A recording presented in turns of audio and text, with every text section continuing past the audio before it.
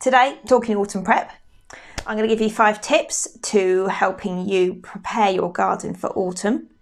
And also I've got a few in there that are going to help you set up for a beautiful and colourful spring as well. So hopefully these help you.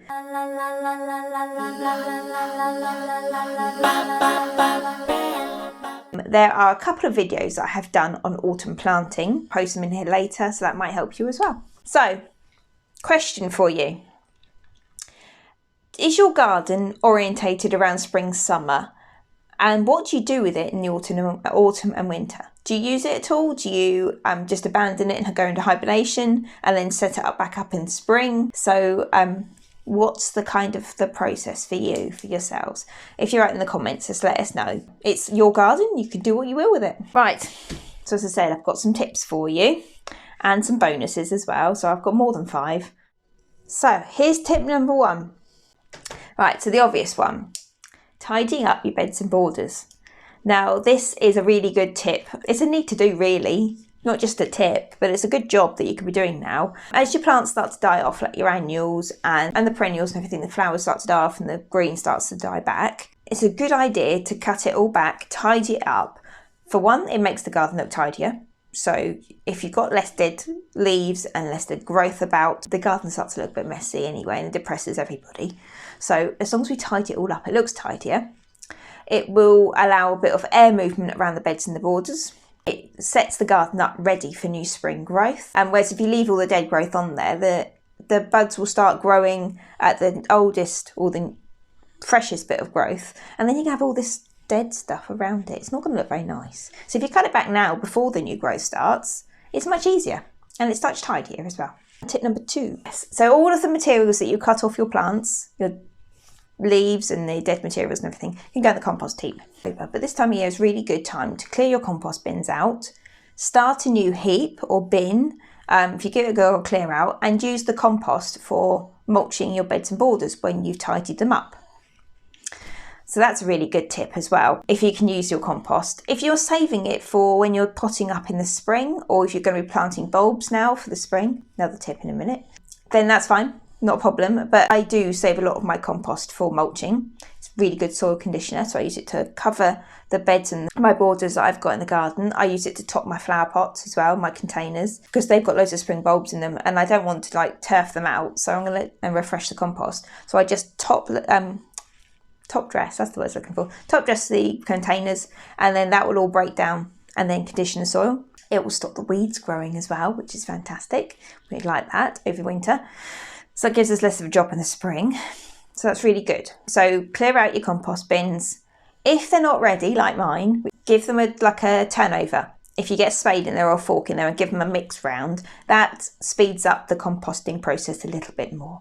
So they should be coming to the end. If you started them sort of this time last year and they've had all year to sort of think about it, and I have been adding to them all year, as most people do, right up to the last couple of weeks. So there's a bit of fresh material on top. But if you give it a good old turnaround and turf out, if you've got one of them, like a pallet one, you can always scoop it into the next bay, turn it over, and then you've got a spare bay then.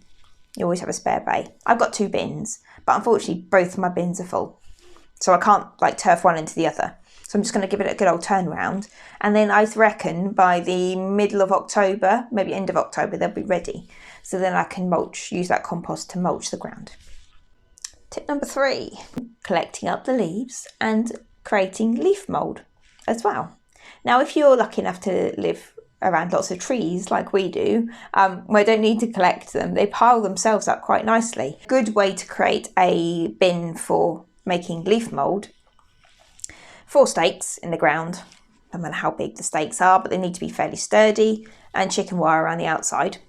Fill them up, the leaves, fill the bin up with the leaves, wet them down a little bit and then leave them. Now, this works really well and it does create the best compost or mulch as well.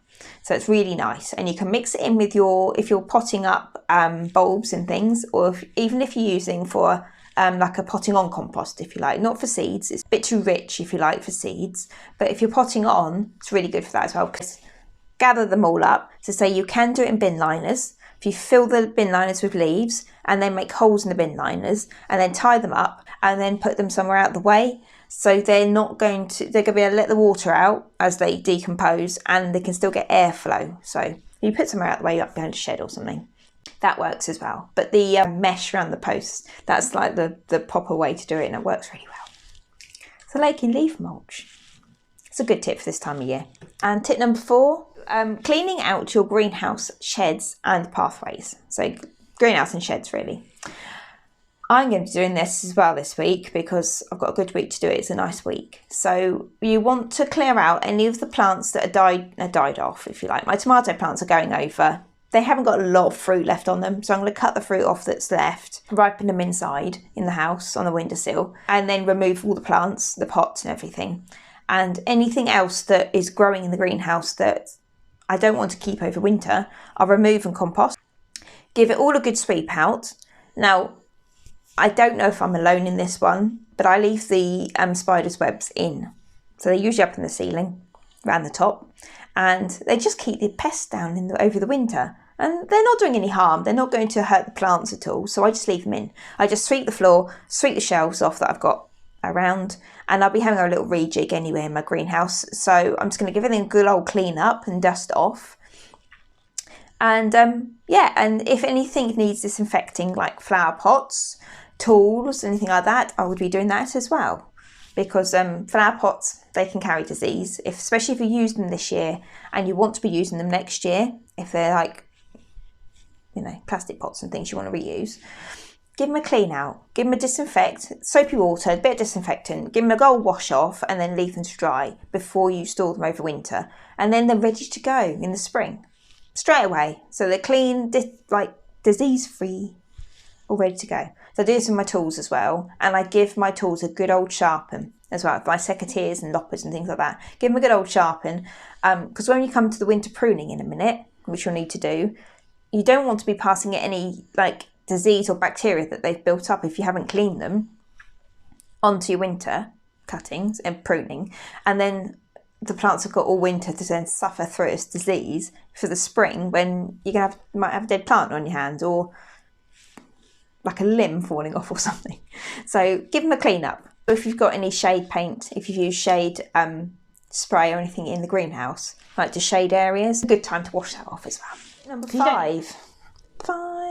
Tidy up your lawn. Now, it's a really good time of year to be lifting the thatch and the moss out of your lawns, because and you come into winter, it's just going to start killing patches of lawn off. Now, thatch, if you don't know, is the dead grass leaves and things that gather between the soil and the stem of the grass. So it creates a mat of it just doesn't let air flow. Yeah, it stops any new lawn growth. So it's a really good idea to do that through the year anyway, clear up any thatch. But definitely this time of year, as we go into winter, when everything's going to slow down, you're not going to be mowing your lawn as much. So the thatch is going to build up. So removing thatch and moss now, really good idea. Tidy up your lawn, remove any thatch, any moss.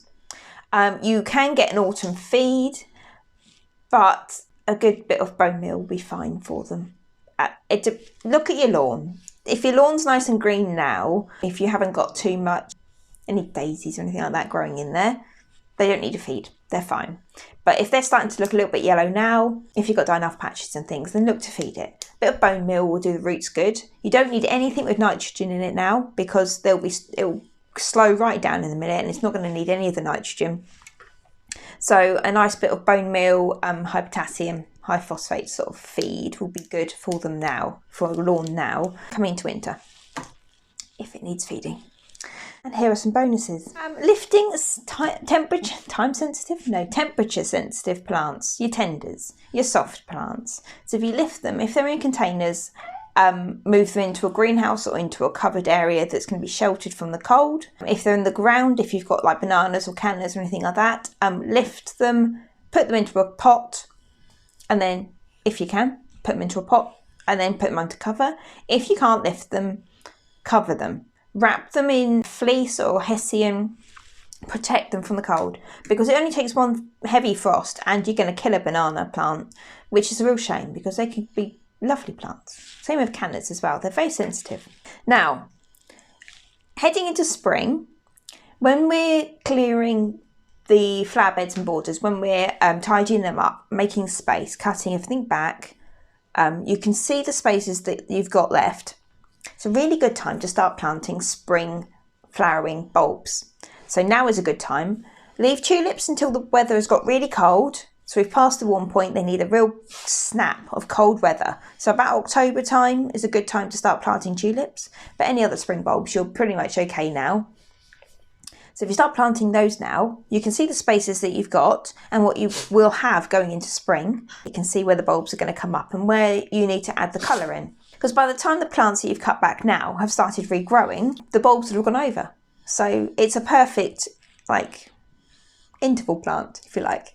So you can plant the spring bulbs now, then they will do their thing over winter. They'll be self-contained and quite happy, rooting away. And then as soon as the weather warms up, it starts to warm up about end of February, March time, they'll sprout and start to flower, and then they'll be over by the time the others start, the plants that you've got, existing plants in your garden, start to pick up.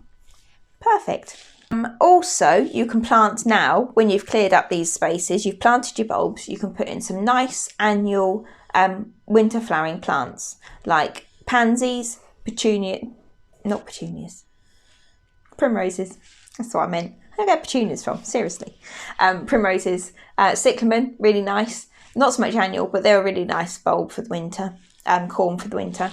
Yes. So flowers like that, they'll flower, they're annual, but they'll flower right through the winter into mid-spring. My winter pansies were going right through to May this year. So that was nearly into summer, for goodness sake. So they did really well, but they lasted forever. So I'll be doing that again this year.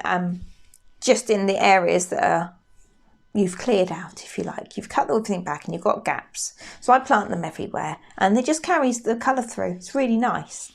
So that's a really good way of prepping for spring now, and it gives you some colour through the winter. I lost count of how many tips I gave you there. Hundreds of tips. So I hope you loved this video and I look forward to seeing you in the next one. See you later.